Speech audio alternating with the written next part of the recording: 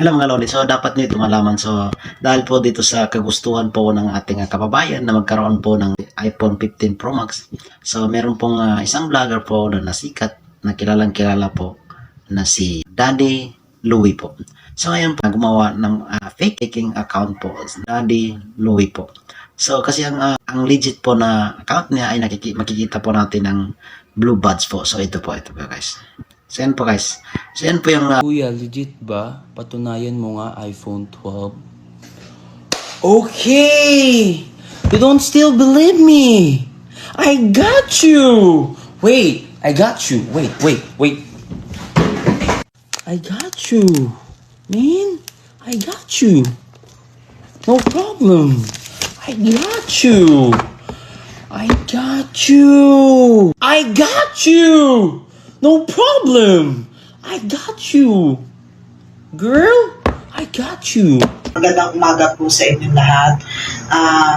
Ako po si Mary Joy Reyes, 37 years old.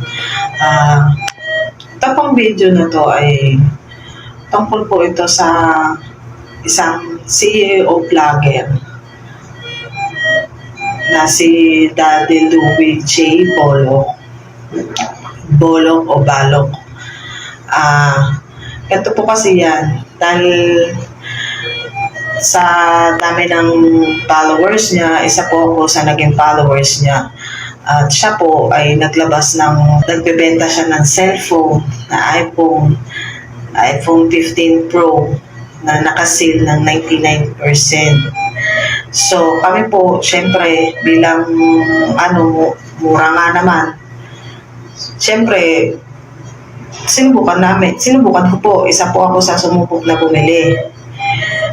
December 23, nung magkausap kami po niya, may conversation po.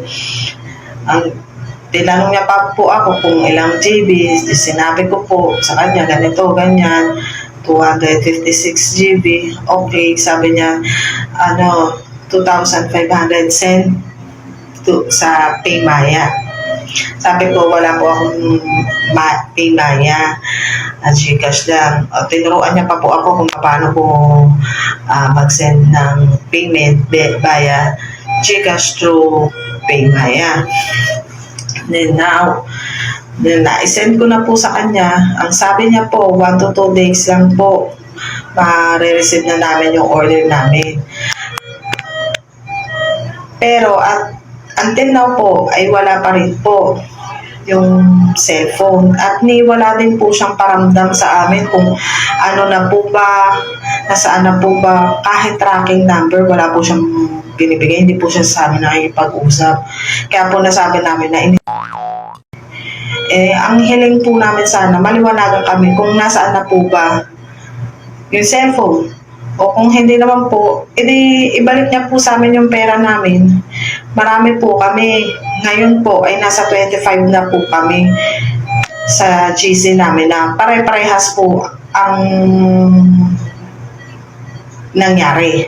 Umorder ng cellphone, nagbayad. Tapos hanggang ngayon wala pa rin po yung cellphone na iPhone 15. Sana po kahit wala na yung iPhone 15 na yun, kung ibalik niya na lang po yung pera namin. Salamat po, Ma'am Hari. Sana matulungan niyo po kami. Marami po kami na na-scam niya. I'm Florisa Lopena. Isa din ako sa na nag-avail ng 2.5 na pa-iPhone ni Luigi Balok. Yun din, pare-pareha lang yung mga sinasabi nila na na after payment 1 to 2 days lang ipapadala na yung item. Last December 12 ako nag-avail sa kanya. Last December 12 din ako nagpagbayad. Tapos chinat ko siya. Yun, sabi niya antay-antay lang daw ng 1 to 2 days. Pero hanggang ngayon wala pa rin dumating na na iPhone 15 Pro Max.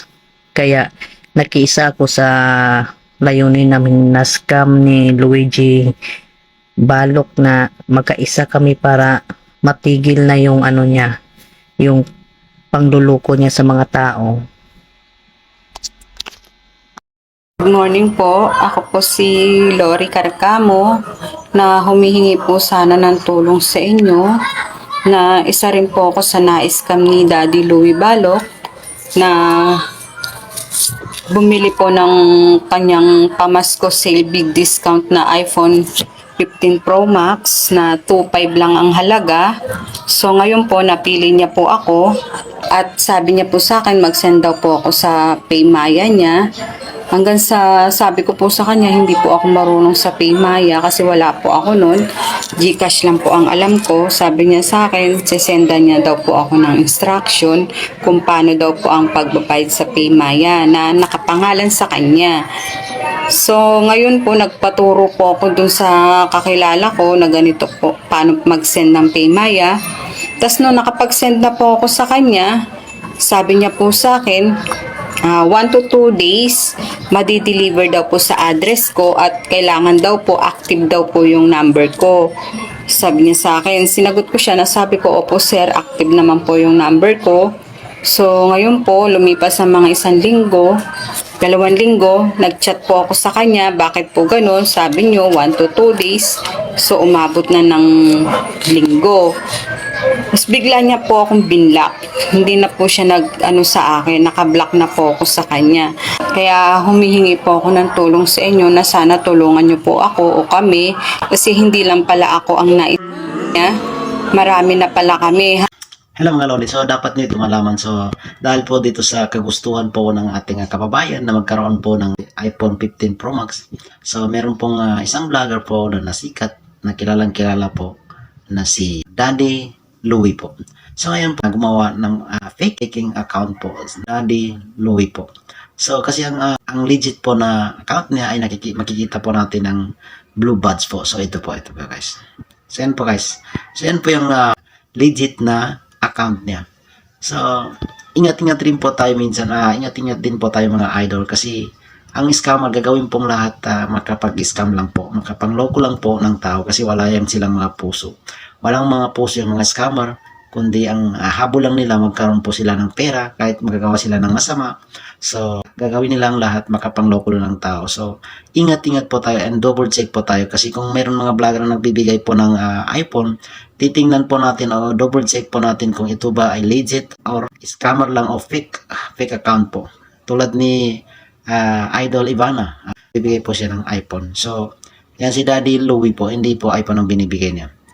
So, kailangan po, double check po natin kung ito ba yung legit. So, kasi delikado po sa panahon ngayon, marami rin po mangluloko. So, ika nga sabi nga nila, walang mangluloko kung walang magpapaloko. So, yan po mga idol. So, double check lang po tayo. So, paki-share naman po sa video nito para ma-aware po yung baka meron pa dyan na mabibiktima yung mga itulokong itong mga scammer. So, ingat-ingat lang po tayo sa mga scammer mga lodi. So, yan po mga lodi.